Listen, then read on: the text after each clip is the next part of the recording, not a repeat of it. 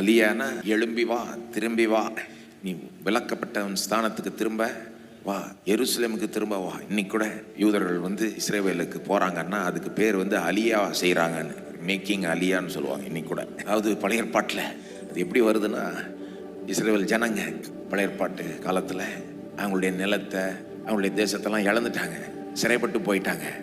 அப்புறம் தேவனுடைய வார்த்தை தீர்க்கதரிசி மூலமா வருது, திரும்ப வா, எழும்பி வா, நீ இழந்ததை திரும்ப பெறப்போகிறாய், ரெட்டிப்பாய் பெறப்போகிறாய். அந்த வார்த்தை நமக்கும் பொருந்தும். ஒரு விதத்தில் பார்க்க போனா மனுவர்க்கமே சிறைப்பட்டு போய்விட்டது.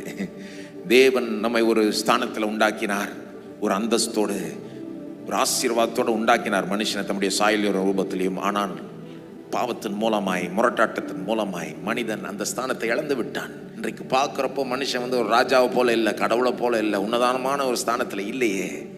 ஆனால் ரட்சிப்பு என்றது என்னது? இயேசு மூலமாய் தேவன் நமக்கு ரட்சிப்பு கொடுக்குறாருன்னா அது திரும்ப வருவது, எழும்பி வருவது, விலக்கப்பட்ட அந்த ஸ்தானத்துக்கு திரும்ப வருவது, இழந்ததெல்லாத்தையும் திரும்ப பெறுவது. ஒரு ராஜாவை போல நம்மளை ஆக்குறார், நம்மளை உயர்த்துகிறார் தேவன். எப்படி செய்கிறார்? வார்த்தையின் மூலமாக தான் செய்கிறார்.